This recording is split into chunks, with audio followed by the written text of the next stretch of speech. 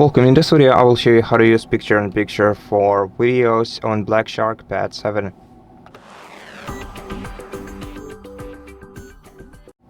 So first of all, we have to make sure that the application we want to play video from has this feature enabled. To do that, go to settings, then open the apps section and scroll down to special app access in here.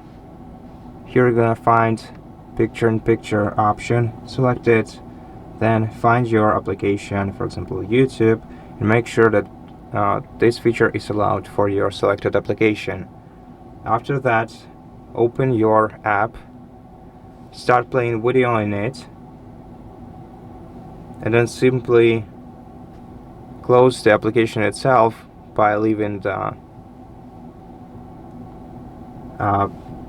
video playing. And if the video doesn't close, or it doesn't get minimized by itself, this means that this feature is working properly.